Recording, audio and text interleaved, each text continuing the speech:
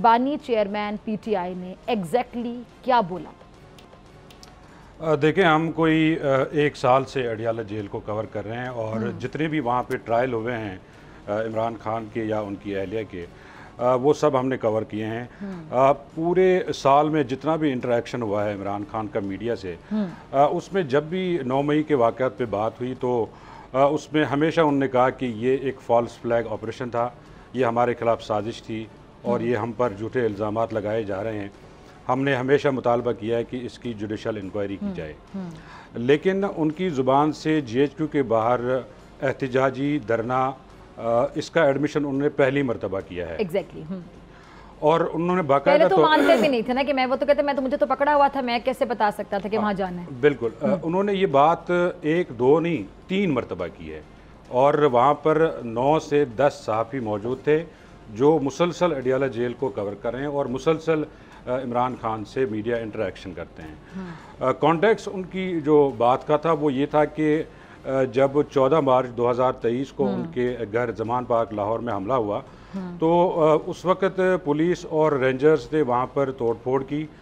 मैंने और मेरे वकला ने पुलिस को ये यकीन दहानी कराई थी कि हमारे खिलाफ जितने भी केसेस हैं या जितने भी मुकदमात हैं, हम ना सिर्फ उसमें शामिल तफ्तीश होंगे बल्कि हम गिरफ्तारी देने के लिए भी तैयार हैं।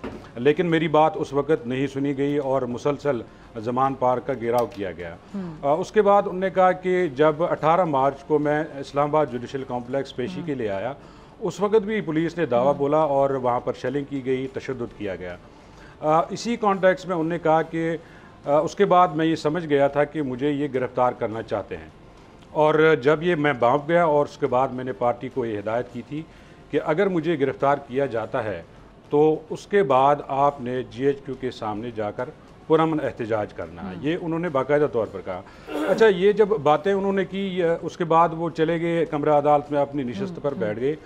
थोड़ी देर में उनके साथ उनके पार्टी रहनुमा बाबर अवान आए। बाबर अवान ये समझ गए थे कि इमरान खान ने जो बात की है इससे मसाइल क्रिएट होंगे, तो वो उनके साथ दोबारा बात करने के लिए आए सहाफ़ियों से।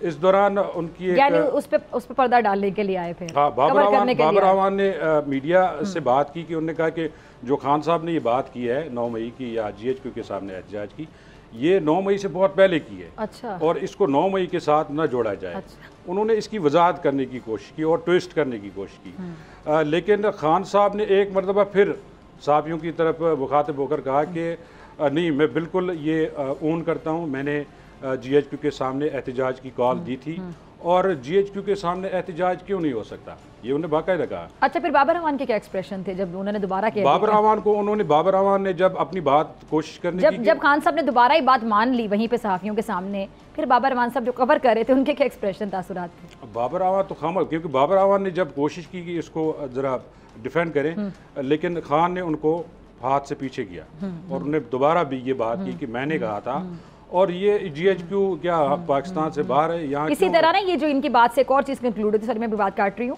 कि जो दिफा करता रहा ना बानी चेयरमैन PTI का, वो बाबर अवान वाली करवा के फिर साइड पर हो गया। बिल्कुल जी, कंप्लीट कीजिए। उसके बाद उन्होंने ये बाबर अवान ने दोबारा कोशिश की थी कि वो मीडिया को ये बताएं कि इसका 9 मई से कोई लिंक नहीं है, लेकिन खान साहब ने तीसरी मरतबा फिर दोबारा कहा कि ये मैं ओन करता हूँ, बिल्कुल मैंने कहा है और पार्टी को हिदायत की थी कि GHQ के सामने आपने एहतजाज करना है और GHQ से पाकिस्तान से बाहर नहीं है। आईन पाकिस्तान हमें इजाज़त देता है, हम मुल्क में किसी भी जगह एहतजाज कर सकते हैं। लिहाजा जो लोग मेरे पीछे थे, जिन लोगों ने मुझे इस्लामाबाद हाई कोर्ट से गिरफ्तार किया, मुझे घसीटा।